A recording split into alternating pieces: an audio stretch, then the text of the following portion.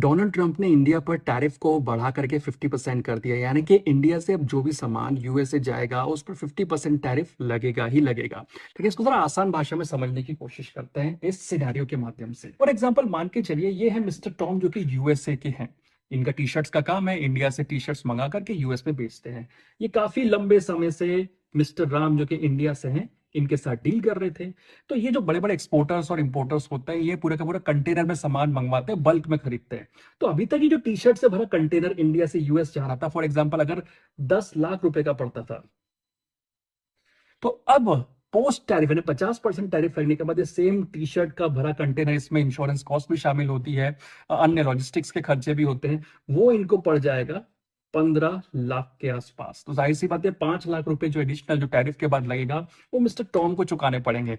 अब mister Tom वो ये जरूर कभी नहीं चाहेंगे कि उनको एक्स्ट्रा पैसा खर्च करना पड़े। वो जानते हैं कि दुनिया भर में हर कंट्री पर टैरिफ लग ही रहा है, तो क्यों ना ऐसी कंट्री ढूंढी जाए जिस पर कम टैरिफ हो। तो देखिए ये कई सारी कंट्रीज जैसे कि म्यांमार हो गया, थाईलैंड हो गया, बांग्लादेश हो गया, इस पे 32 से 40% का टैरिफ लग रहा है। वियतनाम जैसी कंट्री के ऊपर 20% का टैरिफ लग रहा है। श्रीलंका पे 30% का टैरिफ लग रहा है। तो वो एक सस्ते मार्केट को ढूंढेंगे कि आखिरकार वहां से इंपोर्ट कर सके।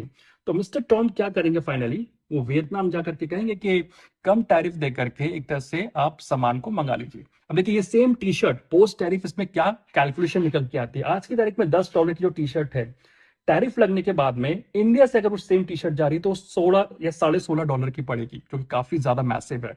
वहीं अगर ये वियतनाम से सेम टी शर्ट आ रही है तो $12 तक की पड़ेगी। कई सारे आइटम्स हैं इस समय पर जो एग्जाम्प्ट किए गए हैं, फिर सेक्टर्स को एग्जाम्प्ट किया गया, जैसे कि फार्मास्यूटिकल सेक्टर हो गया, रेयर मिनरल्स हो गए, सेमीकंडक्टर हो गया, एनर्जी सोर्सेज हो गए, जिसके ऊपर कोई टैरिफ नहीं लगाया गया, इसको एग्जाम्प्ट किया गया है।